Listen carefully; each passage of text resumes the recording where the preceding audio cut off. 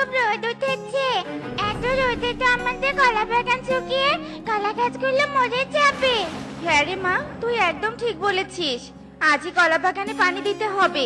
তুই বাড়িতে থাক, আমি কলসে করে নদী থেকে পানি এনে কলা বাগানে দেই। না মা, আমি তোমার সাথে যাব, আর আমিও নদী থেকে পানি এনে কলা বাগানে দিব। না রে মা, তুই এই রোদে কাজ করতে পারবি না। আর ছোট পাখিরা এত রোদে গেলে অসুস্থ হয়ে পড়ে। তুই বরং বিকেলে কলা বাগানে গিয়ে কলা বাগানটা দেখে আসিস। আচ্ছা ঠিক আছে মা।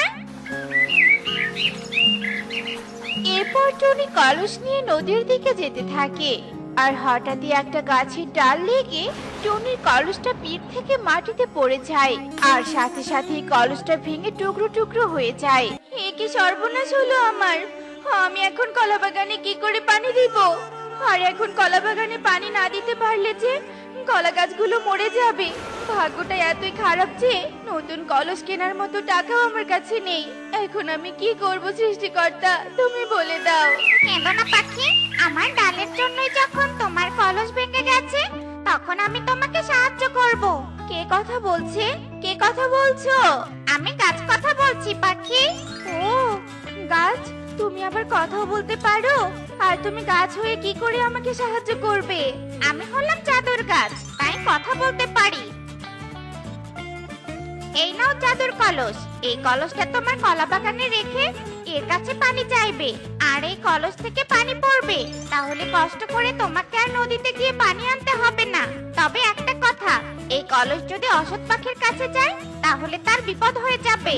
না গাছ, এই কলস কোনো অসৎ পাখির কাছে যাবে না। আর কলসটা দেওয়ার জন্য তোমাকে অনেক ধন্যবাদ। এরপর টনি কলসটা নিয়ে তার কলা বাগানে চলে আসে।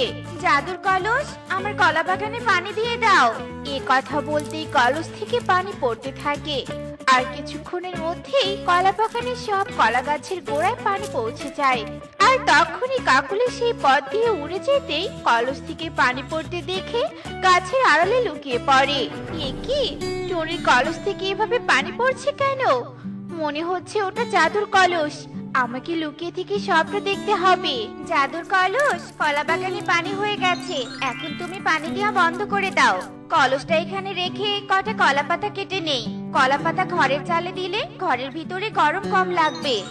এরপর টনি কলা পাতা কাটতে বাগানের ভিতরে চলে যায়। আর সেই সুযোগে কাকলি কলসটা নিয়ে সেখান থেকে পালিয়ে যায়।